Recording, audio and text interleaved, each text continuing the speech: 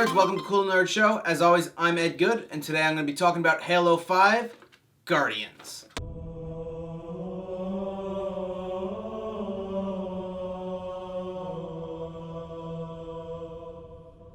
So the first thing I want to talk about with Guardians is the storyline. Halsey is currently in Covenant custody on the surface of Kamchatka. Your mission is to insert behind enemy lines, retrieve Halsey, and bring her back to Infinity. Be advised, Dr. Halsey is accompanied by Covenant Supreme Leader Jul 'Mdama. If you have the opportunity... Understood, Commander. Good luck, Spartan Locke. I really liked the storyline of this game, and what I really liked about it was the fact you had two separate parallel stories going. Master Chief with Blue Team, and Spartan Locke with Fireteam Osiris. Now, the only thing about the storyline is you have some things that get repetitive because both sides have to do it. You have these times where you're following Spartan Locke's team, you have times where you're following Master Chief's team, you have the Covenant side, and you have the Forerunner side. It's great. It's just amazing. You see some Arbiter, you see a little bit of other characters, and I'm just very happy with the storyline. One thing that I'm kind of not satisfied but not upset about either is the cinematics in Halo 5. So we had all these awesome cinematic trailers that were released prior to the game being released, and like it shows the first interaction between Spartan Locke and Arbiter, talking about how Locke is going to be hunting Master Chief John 117, and that cinematic trailer was phenomenal. It was exciting. It left you saying, I want to play this game. Now, I was expecting to see that in the game. When Spartan Locke and Arbiter meet in the game, it is a completely different cinematic interaction. It is shorter. It is not the same. That kind of let me down. On the other hand, it was good to say that, okay, they're still doing what you knew was going to happen, but you see it in a different way. So it gave you a little bit of variation, which was nice, but when you had such a strong, epic trailer, changing it just kind of, in my mind, is a no-no.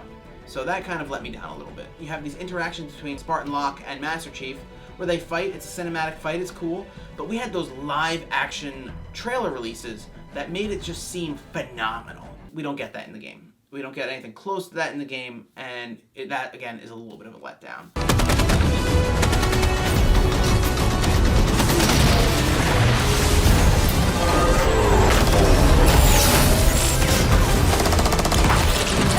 Graphics in Halo 5 are phenomenal. I mean, just they're on par. Now, that being said, one of the things that we lost, according to 343, was that we lost multiplayer, split screen multiplayer, in order for them to have a higher refresh rate. I don't know if I buy this, because the graphics are phenomenal, yes they are, but it makes me feel like they just want you to go out and have everybody buy the game. Instead of saying, hey buddy, guess what, come on over tonight, we're gonna play Halo. I played it on normal, and I was able to, play through it by myself, with minor difficulty, enjoyable difficulty. But if I were to go up onto a higher skill level, I would need to co-op it. I would say I'm in the middle of the ground Halo player, and on higher skill levels, I will need to co-op it, and I prefer to co-op with friends. So I liked split screen. So losing split screen for a better graphics to me was not an even trade-off.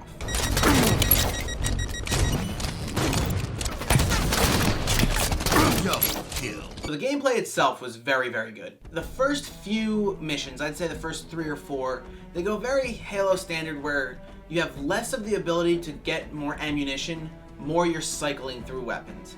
Now, I understand why they do this. They're trying to get you to use different weapons so that you're comfortable with weapons throughout the game. But for me, who's played a lot of Halo throughout the years, ever since my brother and I had our original Xbox, I don't need this. And unfortunately, it gets frustrating to me that within the first 5 minutes of the third mission, I'm tossing away my battle rifle and looking for a needler. No, I didn't need to do that. It's just, I'd rather have some more ammunition. And again, I understand why they do this. I wish there was some way for them to change that.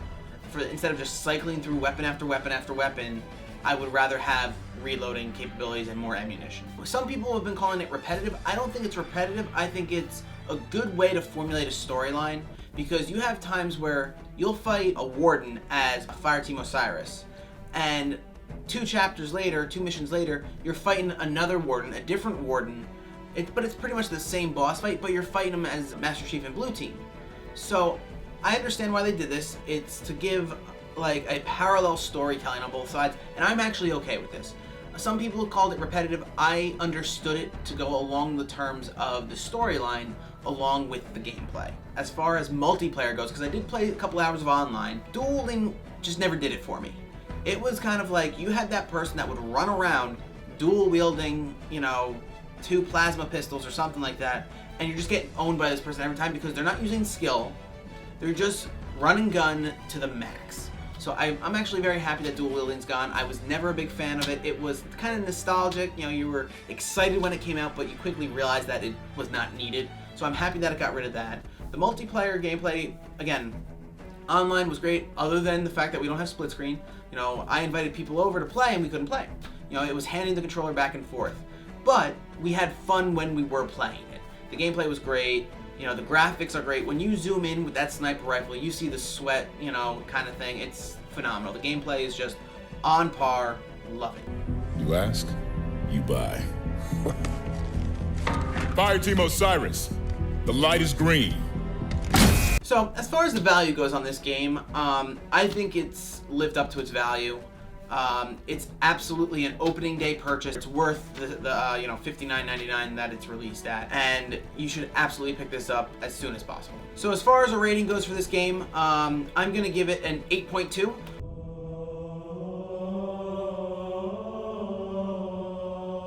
One thing that took away a solid point from it is the fact that I have no split screen multiplayer, because I am a social gamer. I'm not a, you know, hideaway in a cave gamer. But as far as that goes, 8.2 I think is a solid rating for Halo 5 Guardians, and I would absolutely recommend for everybody to pick it up and play it. So don't forget to like, favorite, and subscribe, and we'll see you next time. For more nerd videos like this one, be sure to subscribe to our channel and follow us on social media.